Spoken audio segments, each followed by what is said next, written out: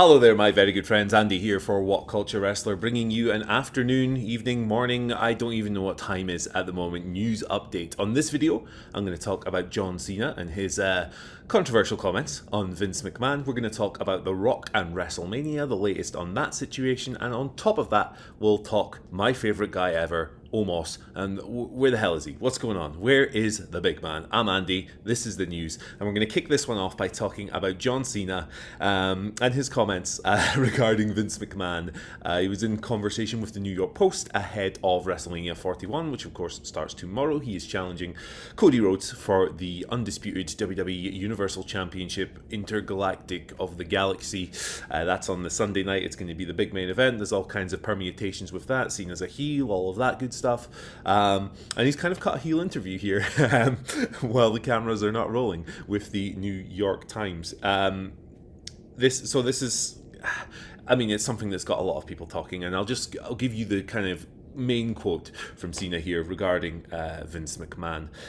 He said the following: "I don't care who hears it, I love Vince. I'm not downplaying anything that needs to be decided or allegations of any kind, but when I love somebody, I love them wholeheartedly. I know people are going to be angry about that, but they can't put their value on my relationship with somebody I love." So, I mean, I don't think it's the most surprising quote in the world, to be honest. There have been several times, even after the Janelle Grant case came to light and the various other cases and allegations that have been levied against Vince McMahon, where him and John Cena have been out in public. There was a famous shot of them with respective partners out for dinner in New York City, I believe, just shortly after the first batch came out. So they've always kind of been close to a degree, despite everything that's happened. I will say that with regards to the comments themselves and Janelle Grant, and look, Vince McMahon has been accused of monstrous things, and this is a case that is still ongoing. It's not just against Vince, of course, it's against WWE and John Laurinaitis as well. Monstrous subhuman acts that, you know, the kind of things that a normal, sane-minded person should look at and go, you are an absolute monster. Now, Cena's perspective is obviously different from somebody like just me or you or whatever, if he knows him personally, all of this stuff. But at the same time, on a week where the PR hasn't been the best for WWE, I know Roman Reigns' political alignment has caused some discussion and stuff today as well. Yeah, probably just not the best move, John. Not a very savvy PR move. You can understand why, even if you agree with, and look, I don't agree with John Cena here, obviously putting these words out there, it's his relationship, he can have whatever view he wants on it, but doing it ahead of WrestleMania, it's just going to bring you bad publicity, it's just going to annoy people. Doesn't seem like the most well-advised move in the world, and John Cena's usually quite a savvy operator in this realm. There are exceptions, his comments regarding Taiwan a few years ago, for example. But yeah, I feel like you should have probably took some better advice on this one. John, what are you up to, man? I know you're a heel on the television, but you don't need to be one behind the scenes as well. Look, the Janelle Grant case is still ongoing. It's likely going to be a while before we get to a resolution on that. The volume of evidence is very, very strong. Like I said earlier, the acts that Vince and the other perpetrators are alleged to have committed are just brutal, subhuman, straight to hell stuff. And I hope that, you know, whatever happens, justice is served in some form with regards to this case. As for John Cena, he's going to go to WrestleMania, he's going to wrestle Cody Rhodes. The thing about these comments is that they will largely be forgotten about very quickly, because he's going to have a wrestling match that everyone's probably going to enjoy, and that's kind of a sad indictment of where we are. Things are quickly swept away when it's a person that we like. It's not something I personally agree with at all. But yeah, there you go. That's the gist of the John Cena comments. They've understandably gotten a lot of people going, and I don't blame anyone whatsoever for kind of expressing themselves on this situation. It's a big old PR blunder, if you ask me. Why are you stepping on a rake ahead of WrestleMania? Yeah, there's some things you should probably just keep to yourself in situation. Even if John Cena truly feels this, it would have probably been a wiser idea to just leave it alone. But hey, quickly, before we move on to our second story, a quick word from our sponsors at Surfshark. A big thanks to Surfshark for getting us to WrestleMania and sponsoring all of our content from Las Vegas. Surfshark's VPN is brilliant. It makes sure all your stuff stays private and secure when you're out and about online, and they have a 30-day money-back guarantee too. Not only that, but it allows you to change your virtual location to access all of your favorite content, which means you could watch all of WWE's shows on Netflix, not just Raw, but NXT and SmackDown as well. There's no ads, and it even allows you to see the extra content us Brits get to see too. Stuff like this.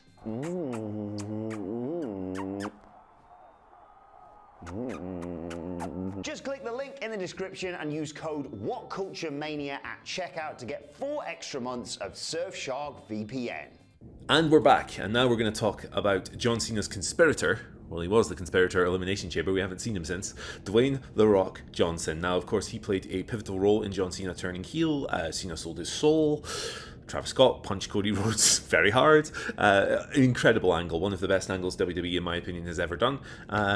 Since then, we've not seen any sign of The Rock. Cena, of course, has been on various Raws, and he's got these promos and engaged with Cody Rhodes.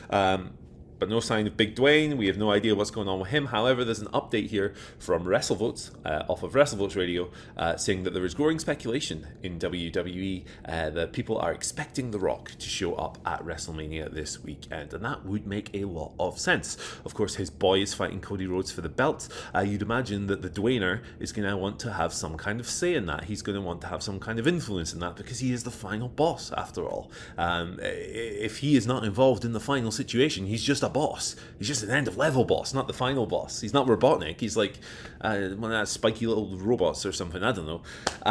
So yeah, it would make a lot of sense in the world. It's going to be one of the biggest talking points, I think, heading into that main event, aside from the result, of course. The result is very interesting. Does Cody Rhodes' babyface reign continue? Does Cena reign as a heel and get his 17th world title under really sour circumstances? I think that's more interesting, personally. And look, if you've been watching this channel for longer than 5 minutes, you know my opinion on the final boss character. I think it's absolutely tremendous. I loved the stuff last year. I loved him bloodying Cody Rhodes up. I thought it added a lot of juice to that WrestleMania program, just as I think that Cena turning heel has added a lot of juice to this WrestleMania program. So it would be wonderful to see the big man show up in some capacity. Him screwing Cody is very appropriate, because then also, if you still want to build to The Rock versus Cody at some point, you can do that. That's a great way of pulling that off. It's the next logical step in their ongoing storyline, despite them being friends for like a week in January this year, which was a bit strange. Either way, look, it's The Rock. He's the biggest name in the sport, and if he wants to show up, they will find a way to get him on there. My pick, I would have him screw Cody and help John Cena win. I'd also have Travis Scott maybe pull the punches a little bit more this time, brother. That was fun though, wasn't it? It was a tremendous angle. But yeah, we'll see if The Rock shows up. One guy who hasn't shown up in a long ass time is Omos, a personal favourite of mine. I love the big man. I enjoyed watching him in Noah, Japan this year. Woefully short, if you ask me. He was only there for about 4 or 5 weeks. Come on, why not let the big man cook for a whole year over there? That would have been so sick. But Fightful Select actually had an update on Omos, because he's not been on WWE TV in forever, ever. There's no sign of him showing up anytime soon. It's all very confusing. He's still under contract and all that stuff. But Fightful had an update a couple of days ago on Omos. They asked about him. They found out that he's not injured. The Giant is not injured. He is ready to work and perform. However, he has not been brought up in any creative discussions. Since 2023, all he's really done for WWE is battle royals, and even then they're extremely sporadic. And yeah, they just barely use the dude. Now look, the Giant style of wrestling is very basic, it's very straightforward, but it's classic pro wrestling. It's something that has worked in this great sport for decades and decades and decades. And yes, we're in this hyper-modern, athletic, super-duper explosive, melodramatic era of pro wrestling, and maybe that character isn't as great a fit as it was a few years ago, a few decades ago, whatever. But I think it can still work, man. I think it can still work. I think there should still be a place for the big, massive, lumbering dude who the big tree you have to chop down. And look, Omos has had his highlights in WWE for sure. I thought the AJ Styles tag team was awesome. Like, it's a classic formula. The sneaky little dude and the giant badass monster huge guy. How can that possibly fail? It's awesome. It just surprises me that they don't have a role for him and they don't have a position for him. And if you're not going to use him in the USA, why not let him go to Japan for longer? Why did you pull him back in January? Why didn't you let him stay there? Why didn't you let him work on his craft in the dojo, learning new tricks, adding new wrinkles, so that when he comes back, he's even more awesome than he already is? I know that this type of wrestler, giants, are not for everyone, and that's totally fair. But for me, I think they can still absolutely be a special attraction in WWE. Or any company, indeed. Look, it's a very simple match layout. You have people working around them, trying to knock the big man down, trying to survive, and you can book them so easily as well, right? You just build them up, you have them pick up wins and go on a big streak, and it's, oh my god, who can beat the big man? And then finally, when you have a valiant babyface that you want to put over, it's like the ultimate victory.